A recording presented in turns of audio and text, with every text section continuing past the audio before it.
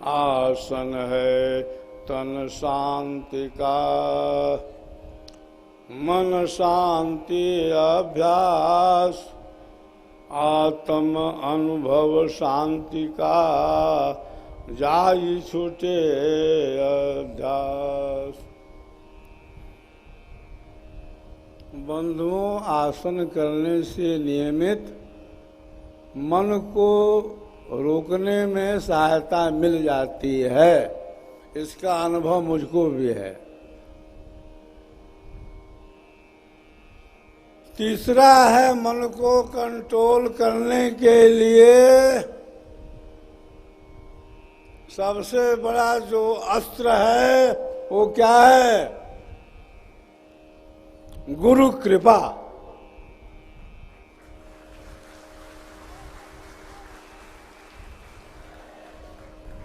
आपका भोजन भी सात्विक है, शुद्ध है। आप आसन प्राणायाम भी प्रतिदिन कर रहे हो, फिर भी मन जो है वो चलायमान है। आचार्य श्री बार बार कहते थे, अरे मन को अगर रोकना है तो मन से लड़ो। एक सप्ताह में नहीं, 15 दिन में नहीं, 1 मास में नहीं, प्रतिदिन लड़ो, प्रतिदिन संघर्ष करो, तब जाकर के धीरे धीरे मन स्थिर होगा।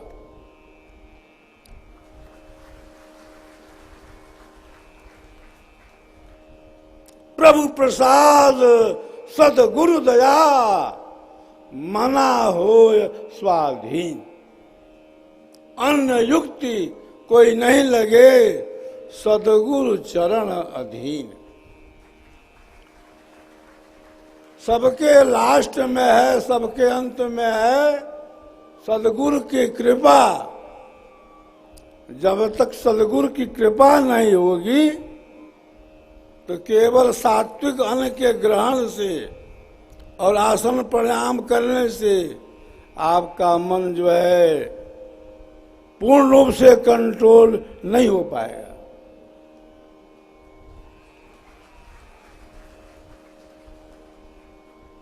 यह तो हुआ मन का बाहरी रूप। अब हम चलते हैं मन के आंतरिक रूप में। कबीर साहब का जो आंतरिक संसार है, आंतरिक जगत है, उसमें मैं आपको प्रवेश करा रहा हूं, क्योंकि इसका हमको अनुभव बाल्यकाल से है।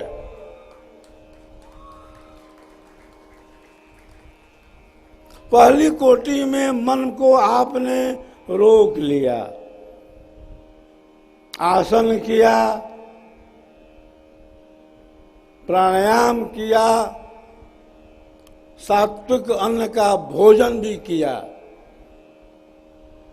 फिर भी मन आपका स्थिर नहीं रहा। लास्ट में बात आती है सद्गुरु दया की। इसीलिए स्वरवेद की वाणी कहती है, प्रभु प्रसाद सद्गुरु दया, मना होय स्वाधीन। अन्य युक्ति कोई नहीं लगे, सद्गुरु चरण अधीन।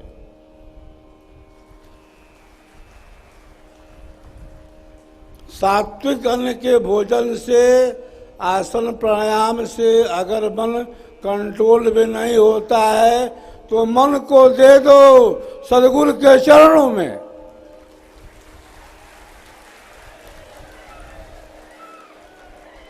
जब आप मन को सद्गुरु के चरणों में दे दोगे और सद्गुरु की कृपा हो जाएगी तो मन अपने आप कंट्रोल में हो जाएगा।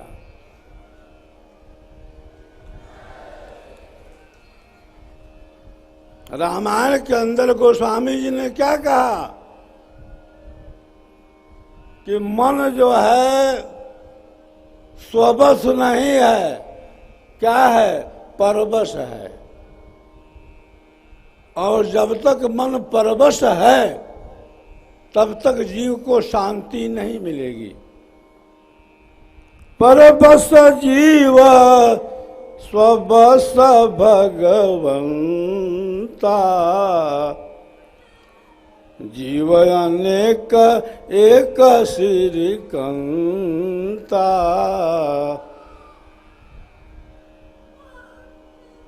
तुलसीदास जी ने यह कहा कि जहां तक कि मन की दौड़ है, जहां तक मन की पहुंच है, वहां तक क्या है? माया का बाजार है, माया का खेल है, माया का भंडार है। गो गोचर जहां लगी मन जाई, तहाँ तक माया जानहु भाई। बंधुओं, जहाँ तक इंद्रियों की पहुँच है, इंद्रियों की दौड़ है, वहाँ तक माया का बाजार है, मनोरंजन है, माया का खेल है, नाटक है, ड्रामा है और नौटंकी भी है। अब हम चलते हैं भीतरी जगत में, भीतरी संसार में, जहाँ पर हमारा मन बहिर्मुखी से अंतर्मुखी होता है। पहली कोटि में मन की जो बैठक है वो कहाँ रहती है? बाहर रहती है। हमारी आंखें जो हैं वो खुली रहती हैं, दृष्टि भी हमारी बाहर रहती है। दूसरी कोटि में ऐसा नहीं है। हमारी आंखें भी बंद हो जाती हैं, हमारी दृष्टि भी बहिर्मुखी से अंतर्मुखी हो जाती है। प्रथम आचार्य कहते थे, जिसका मन बाहर में कंट्रोल में नहीं है, उसका मन अंतर में भी डमाडोल रहेगा। तो मन अंतर में डमाडोल न रहे, इसके लिए पहली कोटि की जो साधना है विशेष समय तक करनी चाहिए। मैं बाल्यकाल में 3 साल तक साधन किया था प्रथम कोटि का। आचार्य से आगे बढ़ाते ही नहीं थे, कहते थे कि यह जो प्रथम कोटि है साधना की नींव है, फाउंडेशन है, फाउंडेशन मजबूत होगा तो महल अपने आप खड़ा हो जाएगा।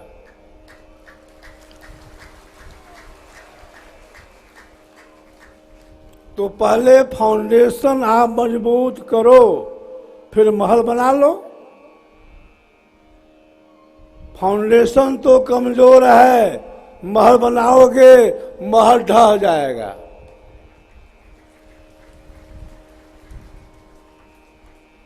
पहली कोटि में फाउंडेशन मजबूत करना है, धैर्य रखना है, संयम रखना है, साथ ही साथ सद्गुरु से प्रार्थना करना है कि मेरा जो फाउंडेशन है विहंगम योग के प्रथम कोटि का बहुत मजबूत बन जाए, क्योंकि उस पर हमको तैयार करना है 4 और महल, 5 मंजिल पार करनी है। तो पहली मंजिल ही अगर कमजोर होगी तो आगे का क्या होगा?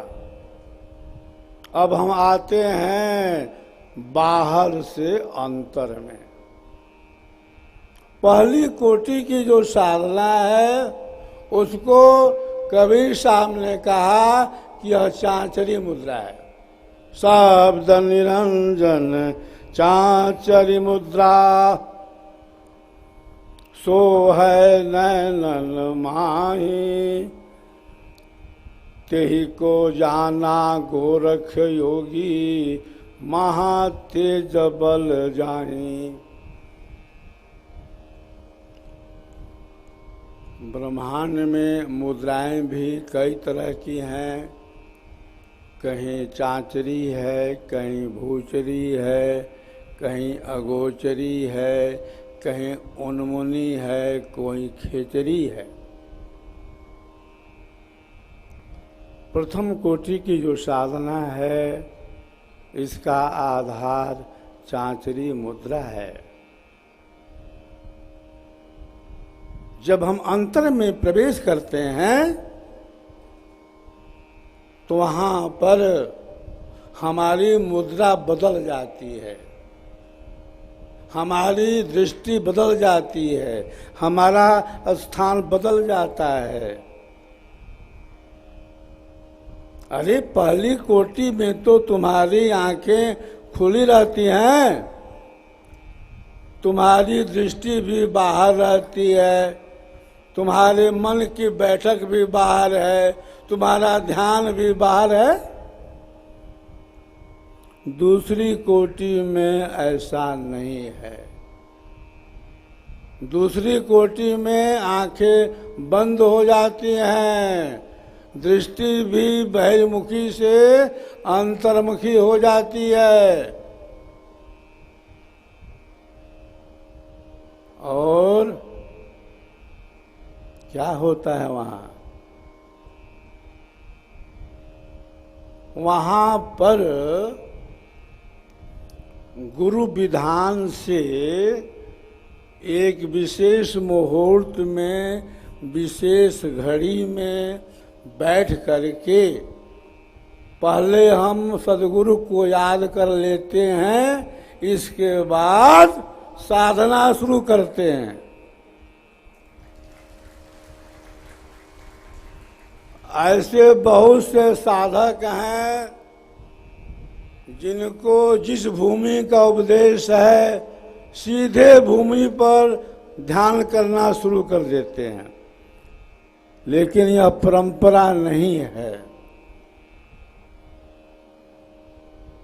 प्रथम आचार्य श्री के साथ सेवा करने का अवसर मुझे लगभग 12 वर्षों तक मिला था और उन्होंने बहुत सी चीजें बतलाई थी और दिखलाई भी थी। वे ही कहते थे कि जिसका मन बाहर में कंट्रोल में नहीं है उसका मन अंतर में भी डमाडोल रहेगा। सुमिरन सुरति लगाई के,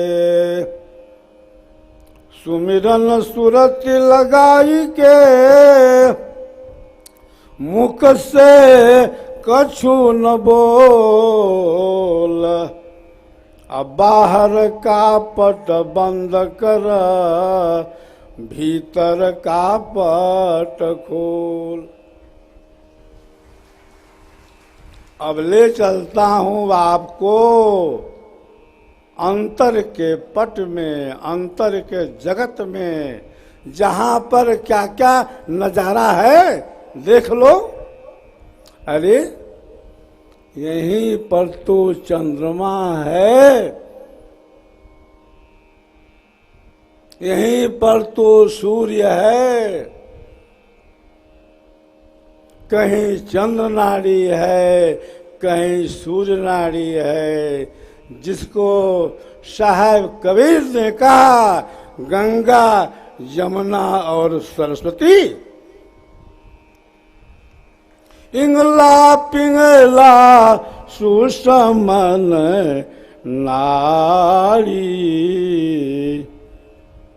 गंगा जमुना सरस्वती सुखकारी। तीन संधि तहाँ संगम भयऊ। त्रिवेणी निर्मल जल बहेऊ। सर्वधाम सब तीर्थ नहावे, त्रिवेणी बिनु स्वच्छ न आवे। साहब ने कहा त्रिकुटी महल में आओ, त्रिकुटी महल में आओ जहां ओंकार है और आगे मार्ग कठिन अगम अपार है। त्रिकुटी मध्य ध्यान लगावे, अजपा जाप जपावे और सूरत समानी अंधा धुंध में बिन जाने कहाँ जावे। अरे साधु वही जो सेवा जीते, सेवा सतगुरु पावे। अब बलिहारी वही सत्य गुरु की जिनवा गुफा लखावे।